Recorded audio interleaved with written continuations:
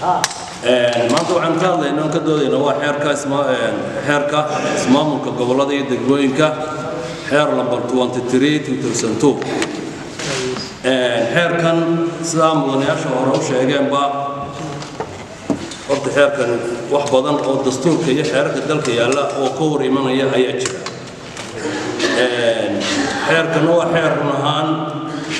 u baahan in aynu ka shaqayno oo aynu wax ka qabanno si uu inoo anfaco marka for example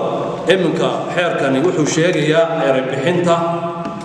wuxuu sheegayaa gobol wuxuu sheegayaa gol sheegayaa gobol wuxuu sheegayaa gole degmo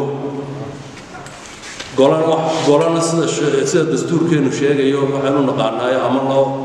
sharciya una in golayaasha la yiraahdo golaha qaranka waa golaha wakiilada iyo golaha guurtida iyo golaha xukuumadda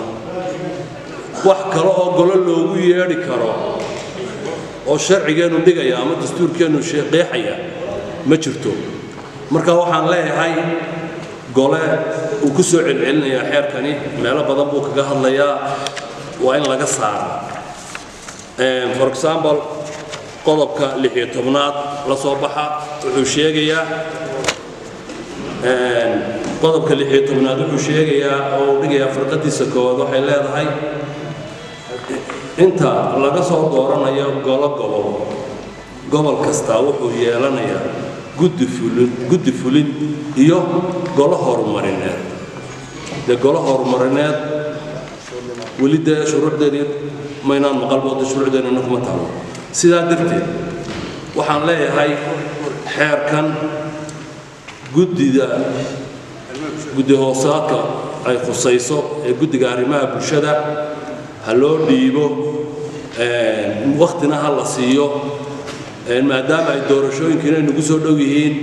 kala xadayntii gobolada iyo degmooyinkana aynu u baahannahay xeerkan wuxuu dib u dhigayaa xataa kala xadayntii gobolada lagu samayn lahaa dib buu u dhigayaa waqti kaluu ka dhigayaa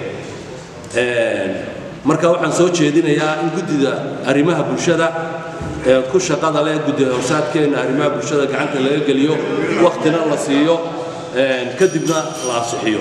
waayo baahi weyn baa loo qabaano loo baahan yahay